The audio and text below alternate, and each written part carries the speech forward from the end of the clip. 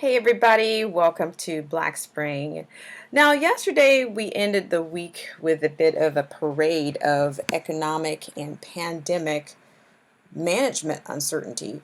Now, with policy rallying from the Senate to the House, in which political charges, of course, from the Democrats that claimed that the top 1% was going to profit from slush funding. Meanwhile, Speaker Pelosi proposed her own bill, adding millions of dollars in pork from migration, subsidies, climate change projects, museum art funding, SNAP program increases, regulating industry standards in aviation, congressional pay raises, early voting demands, ad infinitum. Quote, think big, Speaker Pelosi ended her Thursday press conference with. But just before the end, the junior representative of the House, Thomas Massie of Kentucky, took a stand-alone position in which he brought a firestorm from both sides of the aisle along with the president and his tweet. And ladies and gentlemen, that brings me to our very vetted source, the New American Today. I'd like to thank you for joining me on this segment of Black Spring. And this is entitled, Trump Joins Democrats in Attack on Thomas Massie. Now, this is written by Steve Bias. In a shocking series of tweets, President Trump joined with liberal Democrats in attacking Representative Thomas Massie, representative of Kentucky, essentially because Massie takes his oath to the Constitution seriously, opposes spending over $2 trillion without so much as a roll call, and being a conservative Republican. Quote, looks like a third-rate grandstander named at Representative Thomas Massie, a congressman from, unfortunately, a truly great state. Kentucky wants to vote against the new Save Our Workers bill in Congress.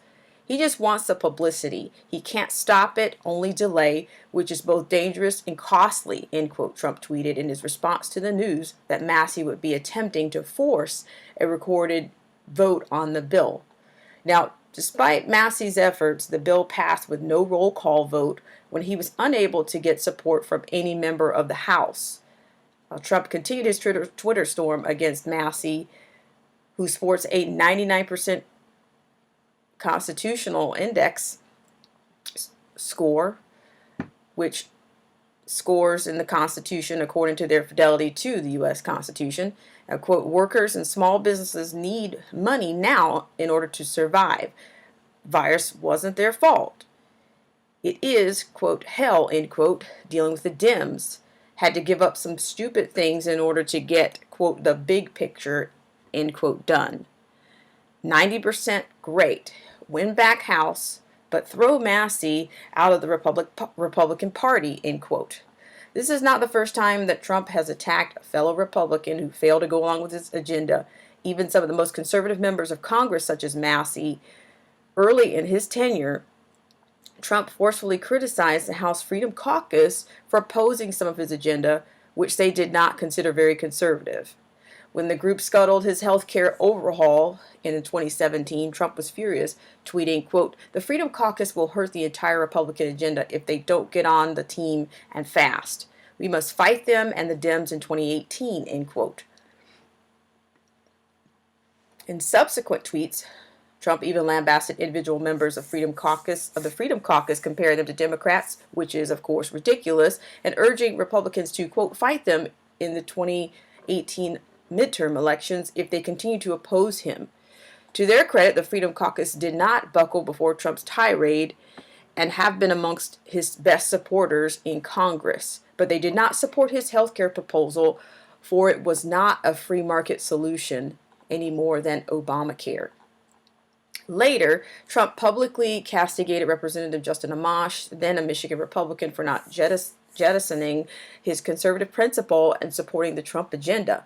Amash has since left the Republican Party and become an independent, even voting for Trump's impeachment last year. Now Massie has moved into Trump's crosshairs for opposing a $2.2 trillion spending bill. Of course, Massie has consistently opposed excessive government spending, even joking that the buttons that the buttons members of the House push to register their votes on the House floor should be changed from, quote, yay, end quote, and, end quote, nay, quote, nay, end quote, to spend, and, quote, don't spend, end quote, USA Today once reported. Massie explained his opposition to the bill. Quote, this stimulus should go straight to the people rather than being funneled through banks and corporations like this bill is doing, end quote. Some Republicans rose to Massie's defense, however, including Representative Chip Roy of Texas, who bluntly told the president to, quote, back off, end quote, adding, quote, Representative Thomas Massie is one of the most principled men in Congress and loves his country. He is defending the Constitution today by requiring a quorum. There's nothing third-rate about that, end quote. Of course, Democrats predictably lambasted Massie after Massie said, quote, I swore an oath to the Constitution and I take the oath seriously, end quote. Representative Dean Phillips, Democrat of Minnesota, caustically retorted, quote, shameful. Your 428 colleagues take their oath to the Constitution just as seriously. But unlike you, they take the health of their colleagues, Capitol staff, families, and community seriously. That's the difference, even at real Donald Trump, and I agree on that, end quote. Phillips has a dismal 12% score of constitutional voting.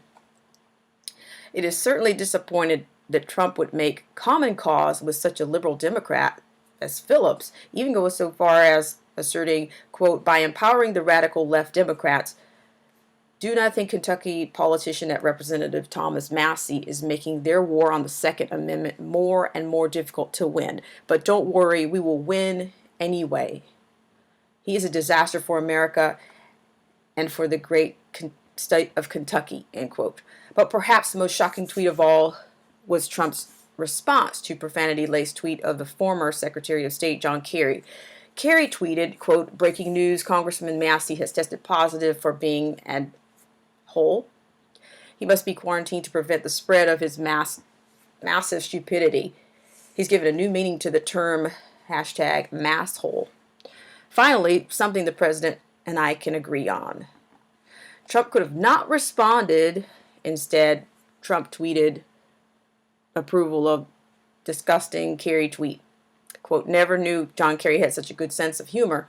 Very impressed, end quote. Constitutional conservatives who are serious about limited government are not very impressed with Donald Trump, at least not with this episode. So, ladies and gentlemen, I thank you for joining me on this segment of Black Spring with Autumn. Now, for most patriots, this political versus pandemic kerfuffle raised concerns about the future of government officials, the current policymakers, and those who represent America best during this crisis. Now, take for instance, House Representative Massie. Now, Massie challenged his colleagues in a fiscally responsibility in two ways. He not only challenged what was in the bill, but he also challenged what the bill was going to contribute to the deficit. And on another level, and out of concern, he wanted the bill to be expedited and not go through as many chains of institution, or as they say on the left, oversight, because this is where the problem and the hypocrisy comes from on both sides of the aisle. Well, if you just follow the Constitution, then you would not need as many oversights and not need as many checks and balances. Now, I will say this, tagging out on my segment of this video, that Thomas Massie has a constitutional record that outrivals Senator Rand Paul, who was absent, of course, due to pandemic quarantine, which was another controversy that was discovered. However, the response is similar.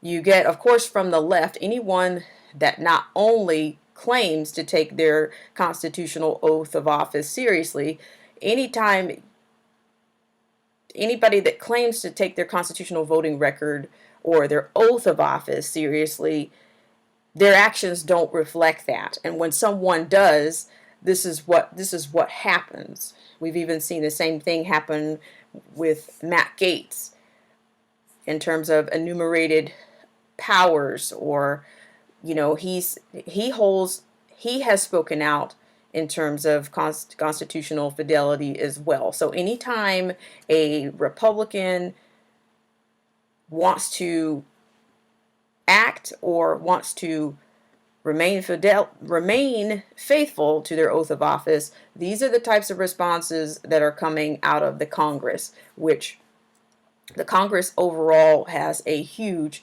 fiscal irresponsibility rate and an overall very poor rate of fidelity to our U.S. Constitution. So I'd like to thank you as always for joining me on this segment of Black Spring with Autumn. And as usual, I'd like to know what you think in the comments. Let me know what your comments and concerns are. Are we seeing the last of support for fiscally responsible members of Congress on the right? Are Republicans caving in to socialism and the globalist agenda? And do you support taking advantage of low interest rates from centralized banks in this crisis or any crisis? And I'd love for you to take a look at the information. Let me know what you think. And if you could hit the like or subscribe or not like, and if you could hit the subscription bell for more things to come on Black Spring with Autumn, it would be greatly appreciated. I hope everybody's having a great weekend, and I will see you next time on Black Spring with Autumn.